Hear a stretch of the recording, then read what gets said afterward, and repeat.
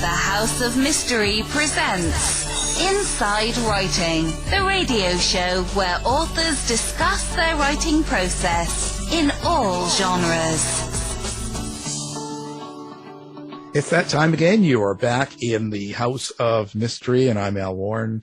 And, of course, co-host is Mr. David Marty Martino. I get a new middle name now. Yeah, I'm trying to figure out if we should be calling you Marty or not. Marty. Well, I used to go by Dave Martin on on college radio. It's kind of like Marty, I guess. Yeah, well, back in the day.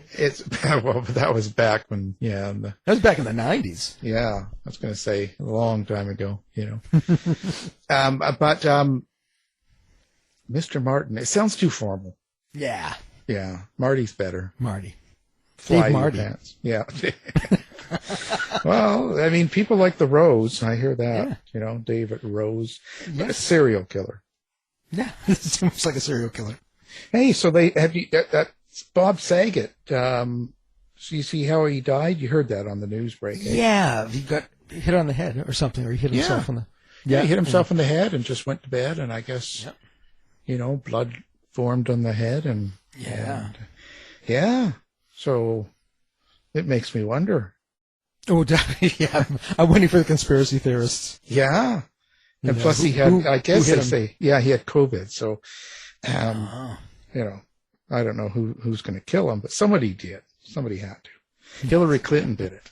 That's who did it. That's who they blame all the time. No, Bill Gates. Bill Gates, that's who did it. Yeah. It was the chip. The chip made his head explode. Oh, it's terrible. Well, so anyway, and Peacemaker. So you're on to that series? You're going to do a review yet? I haven't watched that yet. You're going to like it. Am I? Yeah. Oh. They play all that 80s heavy metal stuff. Oh, okay, perfect. Lita Ford, all your favorites. Yeah. So you're going to Big Lita Ford fan. Yeah, well, there you go. So you're going to like it. Just for that. Anyway, well, let's get on to the serious stuff. We've got Lita Ford here today. No, we don't. Today we are speaking with an author, and she's got a book out called The Wrong Woman, and it's a novel, a Kendall Beck thriller. And that's Leanne Kale Sparks. Thank you for being here. Hi, it's great to be here. I'm really glad that I'm not Lena and you didn't ask me to sing, though. Yeah. I wonder whatever happened to Lita. Do you think she's still around? Oh, yeah. Yeah, she just took her music off of Spotify, I think. Oh, really? Yeah. Oh, did she? I thought that's what I thought I heard. She's good for her. With Neil Young. Good for her.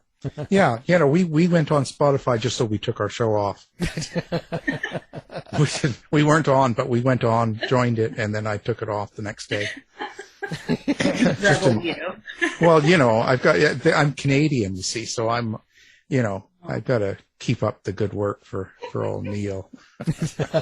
Represent. Oh, I'm terrible, I tell you. All hate mail, remember, goes to Dave. Yes. It sounds like you've had an interesting life, but it's hard for me to tell. Because it says you had a short career in law and then returned to your first love of writing. So, and I know that in this book, this current book, it's about an FBI agent, if I remember. So tell us, are you CIA, FBI, NSA, like what? Well, if I were CIA, I couldn't tell you, but that's going to continue to be the mystery. But no, I started out writing just for fun and stuff, and went to college and got, of course, the requisite English degree because I was going to be a prolific writer. And then reality set in, and back at that time, it wasn't really easy to get publishing contracts and things. So I went ahead and went to law school and did some time doing some criminal defense work and some family law, and that was about it. Plus, I was married to a guy in the Navy, which makes me married to the Navy, which means I moved a lot, and we weren't really in one place for very long. And I just got tired of studying for bar exams and trying to get licensed in every different state that we were moving to. So one day I went to him and I said, hey, I think I want to stop this law thing and just start writing. He said, okay. And that's there we are. Here we are. There you are. So when you finally stopped running from the law and decided to go to work writing, but that's, I always say that's a curious moment when, is there something that happened in particular? Because, you're doing a job and it's probably, decent work, a decent amount of money, and you're living a life, and yeah, you're moving a lot. But to actually kind of go, okay, that's it. And then to jump into writing, doesn't that make you nervous? Oh yeah. I think it made me nervous, and probably made my husband even more nervous. But he's very supportive. But I actually was going to take over a family law practice from an attorney, and he was sort of less than reputable, and I didn't last long there, and decided that I wasn't going to do that. And one day I was sitting watching the noon news in San Diego, and he pops up on the screen and is being arrested for putting a hit out on his wife. And I'm like, I know that guy. And so that kind of really sparked something. And I sat down and tried to write a story about, kind of what had happened to me. It's never went anywhere. It's still in the maybe you'll get back to it file in my desk. But it just that kind of set me in motion. And then it was like the floodgates opened, and storyline after storyline started popping out, and I couldn't keep up with it. And it just went from there. And when I couldn't get to sleep because I was up until 2:00 writing, my husband kind of decided that maybe I was serious about this whole writing thing and gave me the green light. Yeah. I always find that curious when someone does that, and actually it's funny when you mention that with the law firm and stuff, not reputable and stuff. I don't think people realize it's quite a business, isn't it? The whole legal, Oh, absolutely. With all the law firms and stuff like that. Yeah, it definitely is. And especially in family law, it can be kind of tenuous situations to be in. You're dealing with people and their money and people and their kids. And this particular attorney had spent much time taking people's money and then not showing up to court. So that's never a good thing. And then, the whole trying to kill your wife thing kind of that sets a tone that people don't really trust you. But yeah, law firms that, you want to make money. Yeah. You have law school debt to pay off. So yeah. Well, that's right. It's an expensive venture, right? You spent a lot of time and money getting into law school and passing and getting your bar and then going on into a career. It's hard to just give all that up. Yeah, it was. But there again, I was returning to something that I really loved. So it was maybe a little bit easier for me than just, out and out quitting because I didn't like it. Because I did enjoy it. I just didn't enjoy taking the bar exam. So yeah. And at least you had the writing. Otherwise, it'd be supersized or yeah. I definitely. You don't want to just. Part. Yeah. Okay. So when we get into this book, okay, you say this is a Kendall Beck thriller. So how do you describe what a Kendall Beck thriller is? Well, Kendall Beck is an FBI special agent. She works in the Crimes Against Children unit. So right there, it's already sort of dicey. I had a few publishers that didn't like the storyline that where Kendall starts. Where it starts off with Kendall being involved in searching for a girl that may have been kidnapped or abducted, and it turns out that she may have been molested. So they kind of backed off on that, and I finally did find a publisher that said, we're not squeamish about that, and thriller readers aren't squeamish about that. And so this book really it follows her in this investigation into this child abduction. But then she learns that her best friend is murdered, and she shifts gears and starts unofficially working with the Denver Police Department to find out who murdered her best friend. And it's just kind of, the one storyline kind of begets the other storyline, and how those two kind of interweave and make a big mystery. How do you think a story like this comes to you? Is this something that you have kind of maybe run across in your legal career or life, or do you think it's just something that comes to you in the middle of the night? Well, I can't actually remember how this story came to me. Usually it's something that's sparked by maybe a news story or an article, or I mean anything can actually spark it, and you go, oh well, then what if this happened, and what if this happened? But Kendall, her character, I wanted to make her a special agent in the Crimes Against Children unit because I have luckily had a contact that was in the FBI and in that unit, and he was able to introduce me to some FBI agents, so I got to see how they worked and what they were doing, and I think it's such important work that they do in this unit that I really wanted my character, the Kendall character, to be in that unit and be somebody that is really fighting for good and doing, just a horrible kind of job. Yeah. When you focus on that unit, the child protective and all that, I wonder, do you think that the public in general understands really what kind of work they do or what goes on in that unit? I don't think so. I don't, because before I had heard of it, before I was introduced to it through my FBI friend, I hadn't ever really heard of it and hadn't really considered it. And there's so many areas that they cover. It's not just like child abduction that you hear about on the news where, all of a sudden the kid is just taken and you never see him again. It's the grooming of children. It's the finding the right kind of child that feels like they're not loved or not accepted. And these men and sometimes women find these people and these kids, and they groom them to be prostitutes. And it's just really a horrible existence.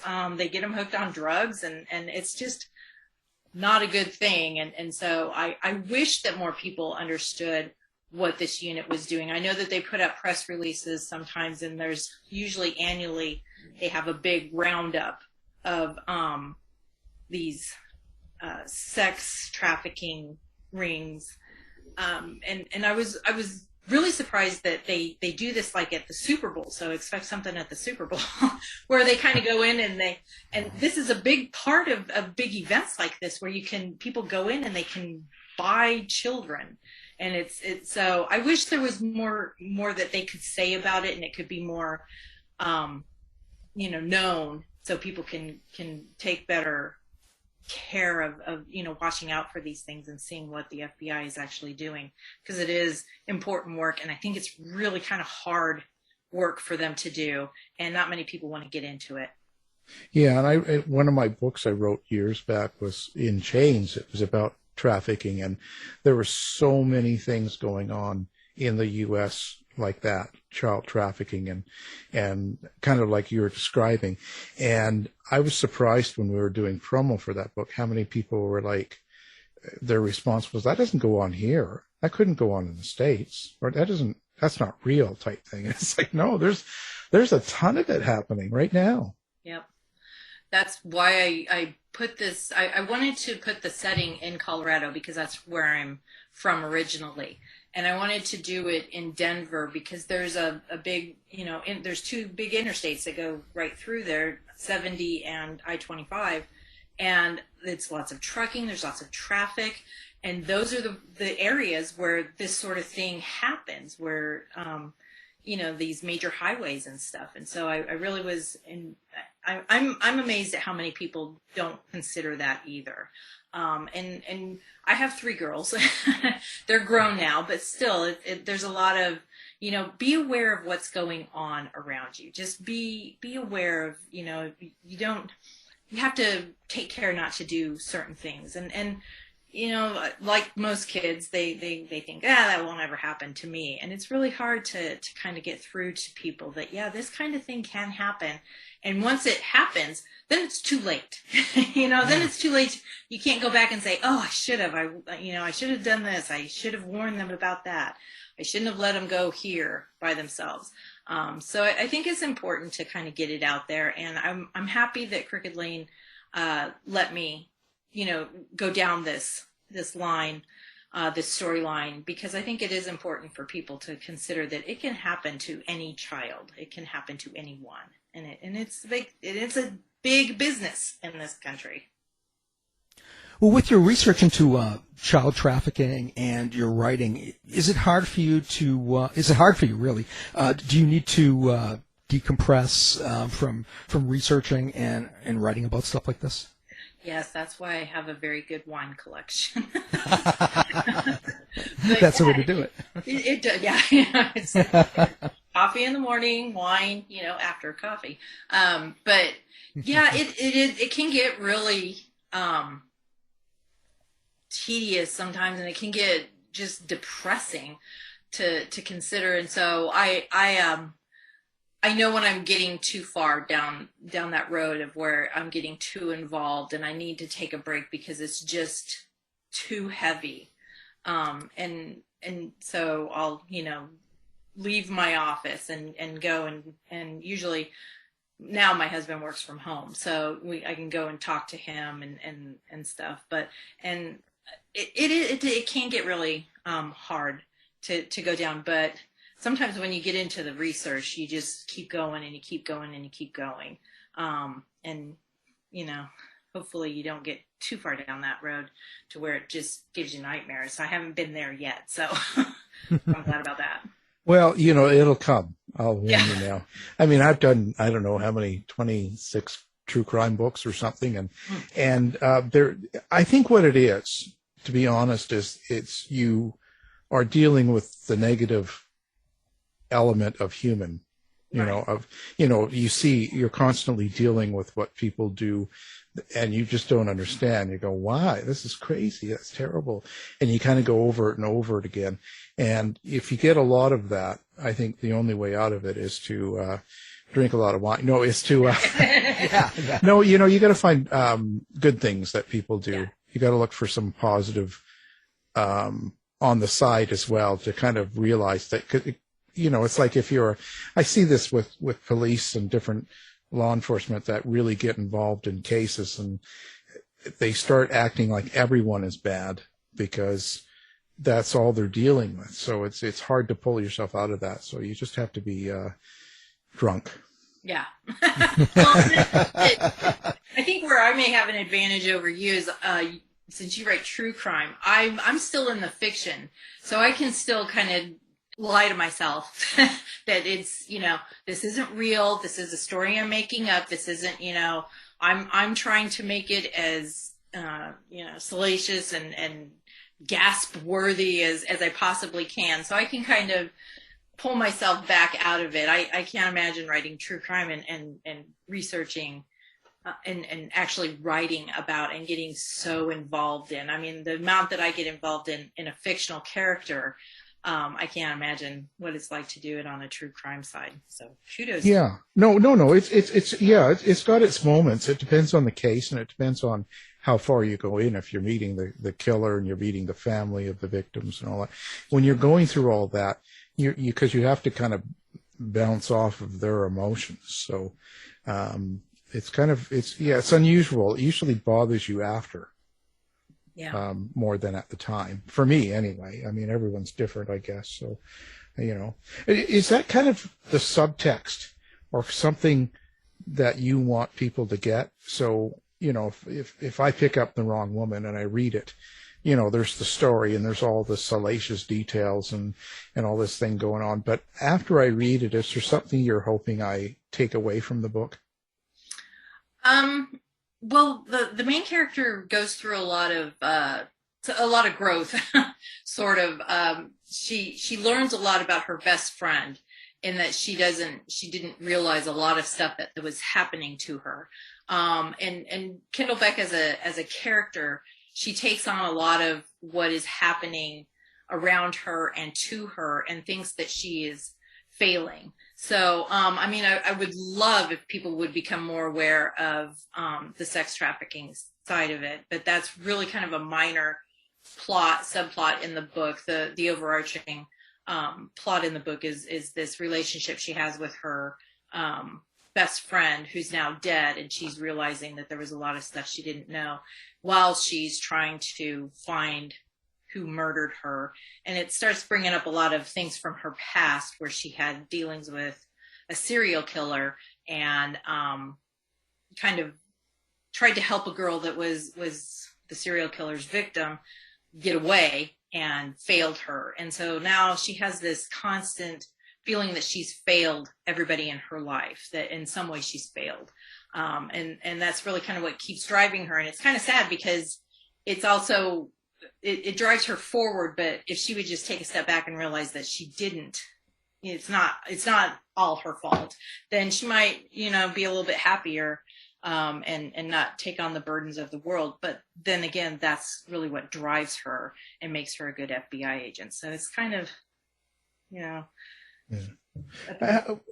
How much of you is in Kendall Beck? Like, what do you like? There's always some of a writer in their characters, and how much of Kendall Beck is you?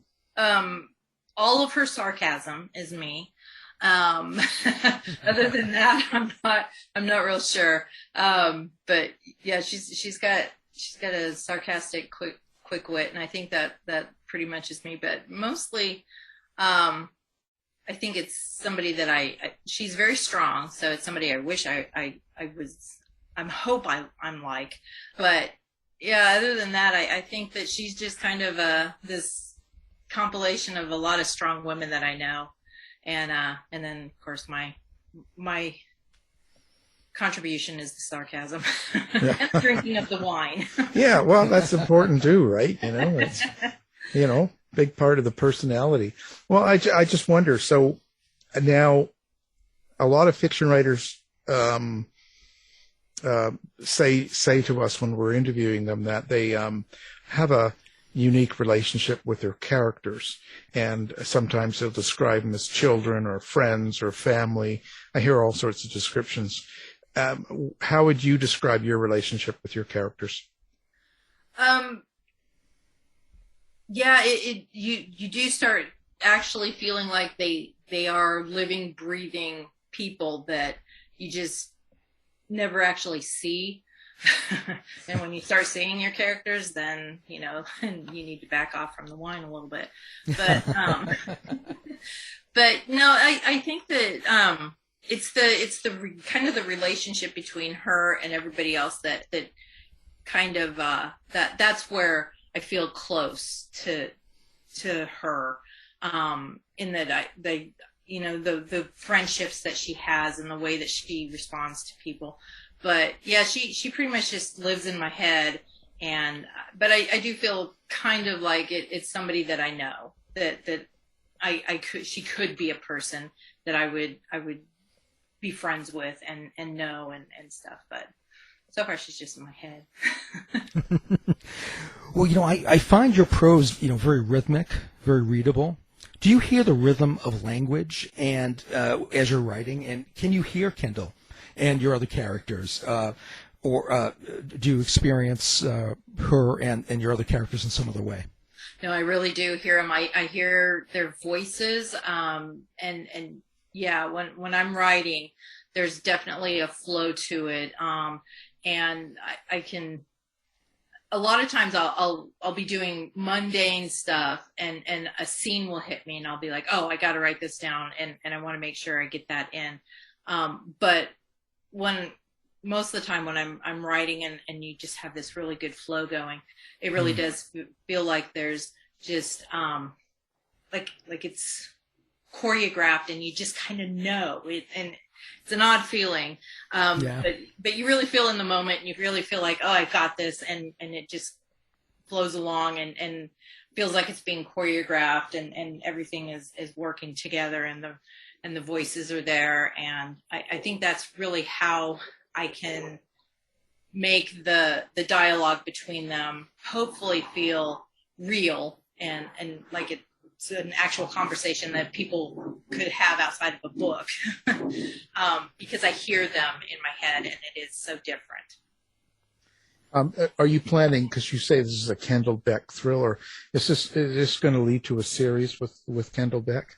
Well, there is a book 2 in the works. And hopefully, if people like the characters, then there will be more to come. But there is definitely a book 2 that will feature Kendall and Adam Taylor again. When you talk about a serial killer in your book, what kind of research do you do for that? Do you actually try to find a real serial killer and kind of go through the details of them, or is this something that from your own experience of being a serial killer? Well, I don't really talk about that much because I haven't been convicted. So I kind of keep that on the down low.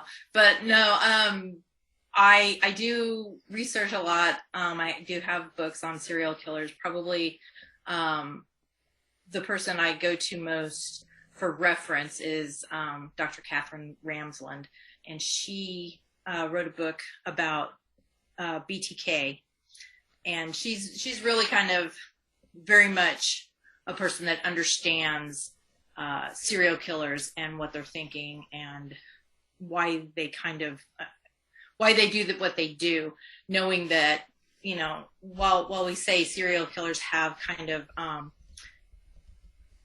things that that are in common, each of them has in common. Each one of them really is kind of different in how and why they do things that they, you know, killing people. So it's interesting. I've always kind of been interested in serial killers, not because I do that, but, but He's actually, you know about anyway. Oh, yeah, Catherine's a good friend. I've known her for a long time. Had her on the show 3 or 4 times, you know. She's amazing. And she actually wrote a really good review of one of my books. Oh. She did an article, and she said she's using it in one of her classes. So there you go. Well, I met her at a Writers Police Academy, and she was my shooting partner. So, and then of course all of her panels. So yeah, so we took out some guys at a bank. So it was great fun. I had a good time. Well, you know, you write directly from the point of view of the serial killer in your prologue. What's it like getting into the mind of the killer? Yeah, it's really fun. I kind of like it. And I gave this to an author friend of mine way back in the early days when it was still just like a short story, and I hadn't expanded much on it. And there was a lot more of the serial killer voice in it. And she's like, "Oh, wow, you just really do this well. You're really good at writing serial killer." And I'm like, "I think that's a compliment. I'm going to take it as a compliment." So, yeah, but it's almost a no holds bar kind of thing. You can get into it and go, well, of course this guy would think this, and of course he'd do that. And it's kind of a way of pushing the boundaries of maybe acceptability or, but of you know, where you go, ew, ick, no, people wouldn't do that. When you're writing, you can go, oh yeah, they would. Yeah, they would. This guy did. This guy's going to do it. I think it's mostly the accepting. It's the voice, the serial killer making it seem like it's a normal thing. What they're doing is completely normal. There's nothing wrong with it. And trying to take that and this horrendous situation and heinous act that they're doing and justify it as, well, this is just how I am, and so of course it's okay to do. So that's kind of fun to play with too. Yeah, and I think you know, along that line too, from my experience, you could put that on the way people do. No matter what they do it with that reason, because they see the world in a certain way. They see their place in a certain part of society, and then they take that, and that's the reason why they can do what they do. Yeah. You know, it's kind of weird, you know. And that I don't know if you've seen Catherine's show on A&E about the BTK that she did. Yeah. See, and that's the way it should be done. That's one of the best true crime shows I've seen, and I watch them all because we interview most of the people that do it. And I'll tell you, that's the way it should be done. It's not about selling. It was just straightforward, and she did what she had to do. I think it was a really good thing. So, yeah, he's interesting to begin with. I mean, I think a lot of, at least from my research and talking to Catherine and other, people that know a thing or two about serial killers, is they're very proud of what they do. Some of them, they're egotistical and they're very narcissistic, and they really just want to tell you how great they were at what they did. It'd be like, you're interviewing me and about my writing. It'd be like, well, interview me about how great I did in my job of killing people and the police not being able to find out who it was for, however many people I killed. So it's an interesting, he is definitely interesting how he would compartmentalize what he was doing and how he did it.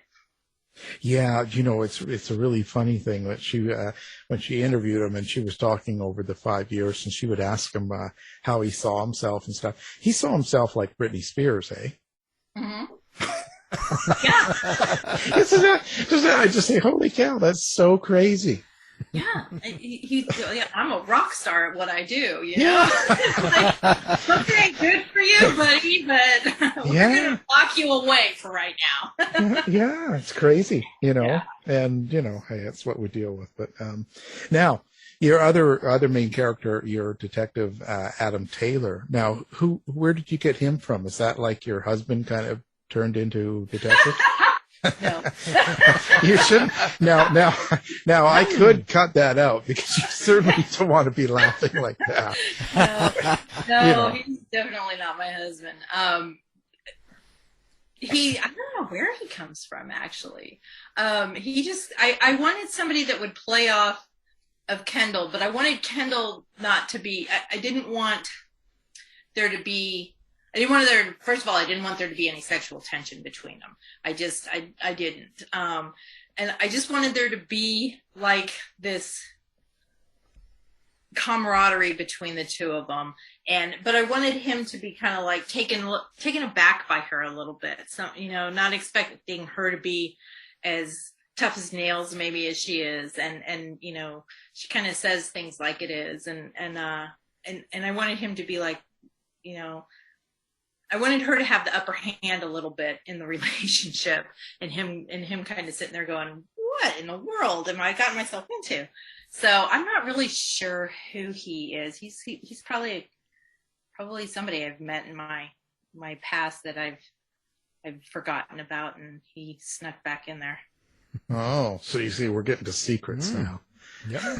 Well, this book is kind of about secrets, so you'll cut this part out, right? Yeah, sure. Yeah. That's it. That's going to be the promo. My husband's going to come home from his business trip and go, so I heard you've been thinking about other men, and that's... You're fictional. They're fictional. They're fictional. They're fictional. I don't know that helps. No, probably not. I was just dreaming it. Yeah.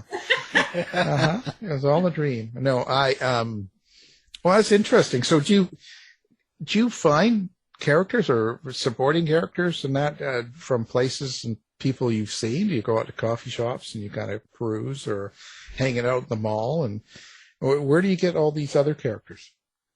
I think that you definitely have to be somebody that wants to be an observer of people, I think, to write fiction.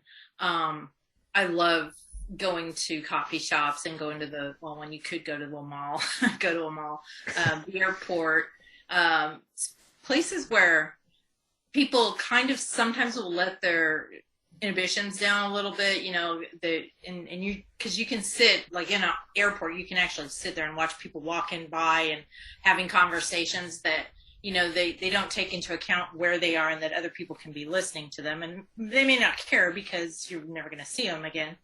But yeah, I think it's a lot of the characters that I come up with are just maybe people I've seen or things that I've seen people do, and it's like, it's not just like, oh, I know this person and I'm going to make them this character.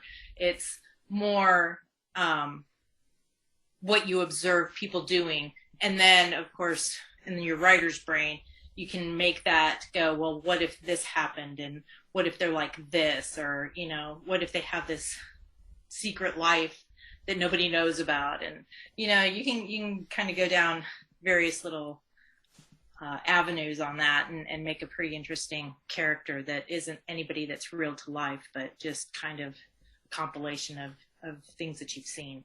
Well, I'm wondering, in the course of your writing, has Kendall or any of your other characters done anything to surprise you? Gone off the rails or anything like that? In this book, the biggest surprise to me was that I was probably about 2 edits away from actually having a polished manuscript to send out. The serial killer changed. Who they are changed. And I was like, oh, well, that's a surprise. So that, I guess that is a character that surprised me. Mostly, I think that where Kendall will surprise me sometimes is she has unguarded moments, and I think that that's actually something that a lot of people don't ever really see in people that they know. Like if you meet somebody and you're like, oh, they're so strong, you just don't ever get to see that the side of them that isn't strong, and they do let go. And so I think that there are a couple times in the book that she kind of lets her guard down, and you can see some emotional side of her. So when you finished this book, sent it in, got it edited, and now it's published, do you think the experience has changed you some, and will your next book be different because of it? Well, it's been an experience. Yeah. I didn't really understand as much as I'd like to about traditional publishing and how things kind of the amount of time it takes and stuff. As far as the writing goes, I think that just by writing it and being involved in, you write and then you edit and you read it and you read it and you read it. And so you get to know the characters really well. So I think that there's a lot of, in book 2, it really focuses more on Adam and what he's going through, because he's the one that is in trouble. His niece is kidnapped.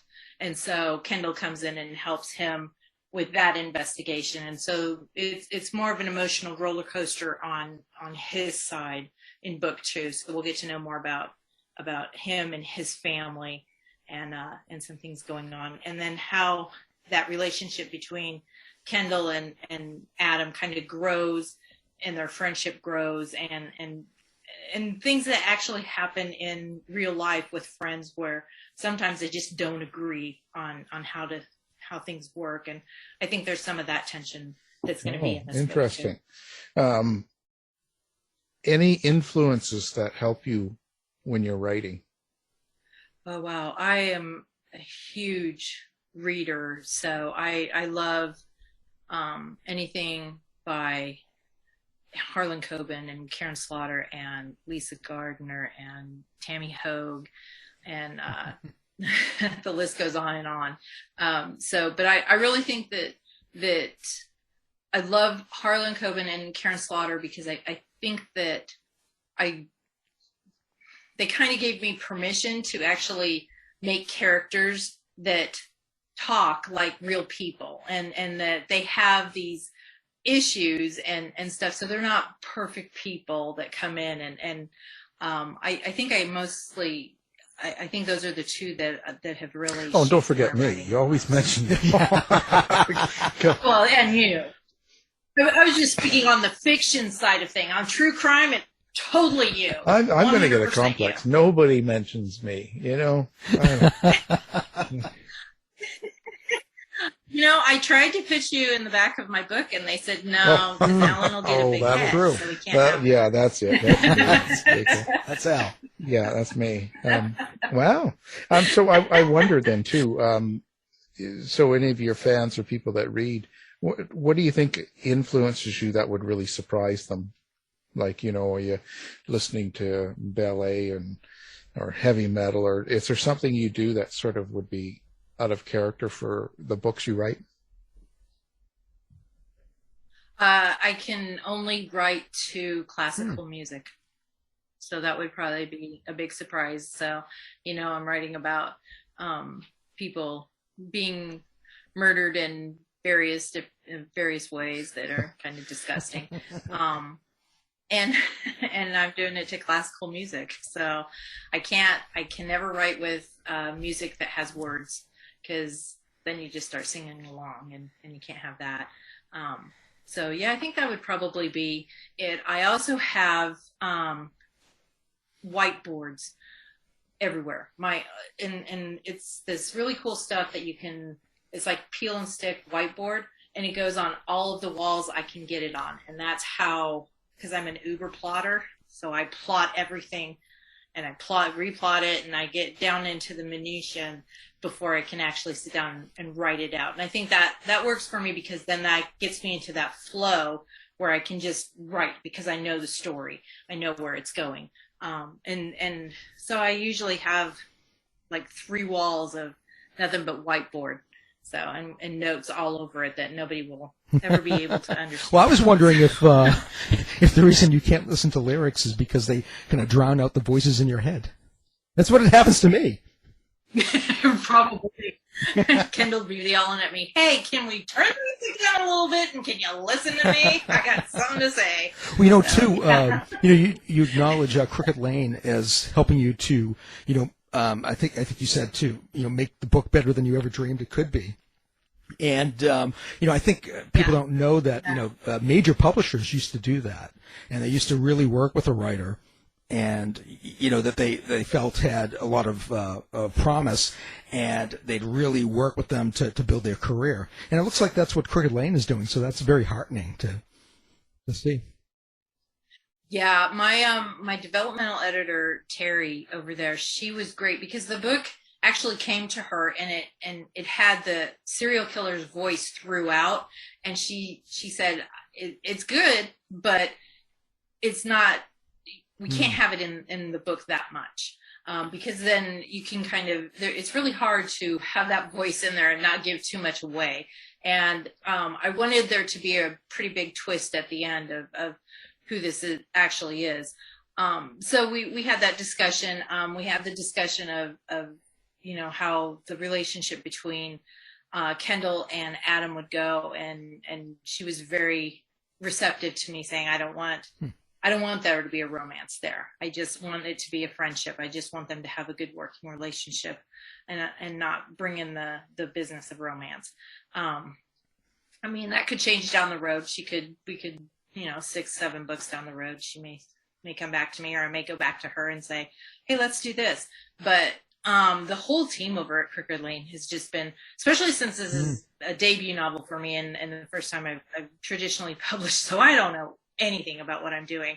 And they're always very receptive when I email them with a stupid question, or they're like, hey, Leanne, you need to be doing this, and hey, can you do that? And I'm like, oh yeah, sure, no problem. So they're very helpful over there, and yeah, I couldn't ask for a better. In 10 years, when you're real famous, you'll be telling them. Yeah. Yeah. I don't like this, so I'm gonna be asking for only the green M&Ms at the hotel room. Well, I have a band on my arm that says, what would Alan do? Well, of course. I mean, yeah. I mean, who doesn't? So your structure. So you've outlined everything, it sounds like, which is great. I mean, and it works for you.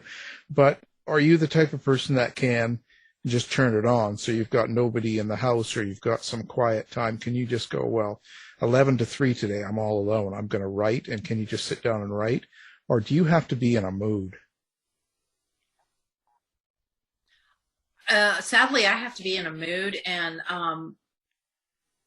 but usually I can get in that mood. I can the way our house is set up, even with my husband working from home, because, everything changed after quarantines and with the pandemic. And so he works from home, but he's got his own office, and I've got like the whole upstairs basically for my office. So I don't hear him, and I'm not bothered by him. And I can turn my music on and I can look over my notes, and whether I'm still in the outlining process or in the writing process, I can usually get into it pretty well. The only parts that I really struggle with writing is when I get to, I have to write in chronological order. I can't skip around. A lot of times people can be like, I've gotten, people have told me, well, if you're stuck, move on to the next scene and then come back to that. I've never been able to do that. So that's the biggest struggle for me, is that if I can't figure out what comes next, sometimes I'll just be like, I can't figure this out. And so then it's a couple of days of not writing or not doing anything because my brain is just stuck on this one stupid little thing. And usually I'll go in and instead of trying to write a story, I'll write dialogue. And I won't put any tags on it or anything. It'll just be straight dialogue, the people talking in my head. And that sometimes will get that block out of the way, and then things start rolling again. Of course, then when I come back to it, when I'm editing, I have no idea who's saying what. So that's always a fun exercise. Well, that sounds like the line talking. Well, yeah, if you can't figure out the problem you're stuck on by the time too much wine is given, it's over. Do you actually act out the serial killer in your head then, if you're using that voice? Do you go out there and start killing people? No, do you go out and... I was just wondering, I thought I'd trick you, maybe you'd talk about how you'd dress up like like some BTK, and then you go out and start, seeing how it would work. I don't know. I haven't ever gotten that far, but I'm very visual in that there are scenes where I will watch like shows or something, like you can always hop onto like ID Discovery or something and find a serial killer show, or even just a show about people murdering people. So I can get into it that way by watching it, but yeah. So a lot of times it's just going and looking for what I need to kind of inspire me. The serial killer thing, usually I kind of know where I want it to go, and I just kind of let it take over, and sometimes has a mind of its own, and you just kind of follow it down, and then, you can cut out the parts that you need and correct it. But I typically, because I plot it out so well, by the time I get to the writing part of it, I kind of know where Are you a big social media fan, and do you interact with readers that way, or do you like the reviews and that sort of thing, or? I do. I like social media. I like, the part of social media I don't like is the part where you have to be on it. But I do love getting messages from readers. This week has been kind of surreal for me because I've gotten a lot of emails and messages and stuff from readers, and that's always really good. The reading of reviews, I don't do it often, but I will do it because I think there's value in all reviews for a writer, and even in the bad reviews. I think if more than one person, or 3 or 4 people say I didn't like this part of the book, then there's something to be learned there. You can't obviously go back and change your book or anything, and nor would you want to. But knowing what worked or where you had a misstep maybe can help in future books and in future writing, because I really do believe that you never stop learning. You never stop learning the craft of writing, or you really shouldn't. I mean, you should always want to be learning and trying to make it better, and seeing it. Sometimes you push the envelope, especially in these murder mysteries and thrillers. You try and push the envelope because you don't want to just do the same thing. And thriller readers, they're just voracious. They can read these books in like a day or two, and they constantly just want more and more. And so as a writer, you're trying to push the envelope as much as you can just to get that, gasp-worthy response of, I can't believe they did that. But sometimes you can go too far too, and you want to know where that line is. So I think reading reviews can kind of, not only can it bolster you, but it can give you some good information and good input. You're far too nice. You find that bad review, you find out who they are, and you take them in the next book, you kill them. You make them an awful person, and you make them suffer. I don't need reviewers for that. I've got enough people in my own life that I can. Oh, there you go. Victims. So, okay, how do you like people to interact with you? Do you like certain social media sites, or do you have a website, or how do you like people to get a hold of you? Well, I do have a website, and there's a contact page on there, so that'll send me email. And also it has links to all the social media that I am on, Facebook, Instagram, TikTok, and all of those. So it's kind of a one-stop shop. You can go there, you can find out about me, you can find out about my books and where to get them, and you can find out how to interact with me on social media. Well, we'll have that linked on our website as well, so people can find you with one click, and let you know what they think of your book and and things like that. How did COVID go for you? Like, writing during COVID and stuff, does that outside stress get in the way? Like you say, you kind of have to be in a mood. Well, it didn't,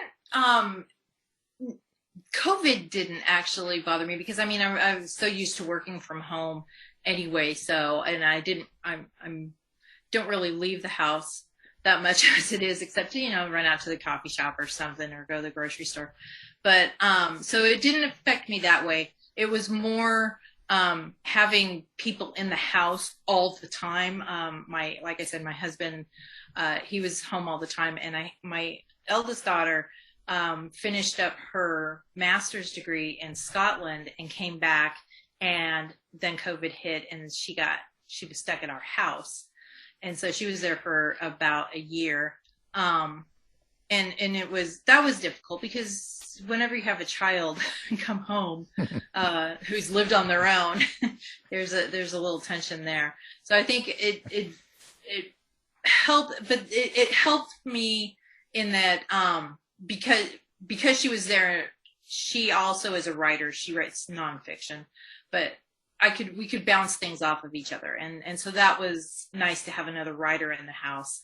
But it wasn't horrible for me. My husband has now, I can no longer do DoorDash or Instacart. I have to actually leave the house because I got too into that. And then I was like, okay, so we have to stay home all the time, and I can just order from Amazon and Instacart. They just bring all this stuff to me. This is awesome. So that part of COVID was okay. But now he's like, no, you have to actually leave the house and interact with people. So yeah. that's been good. Dave's still there. He's not interacting.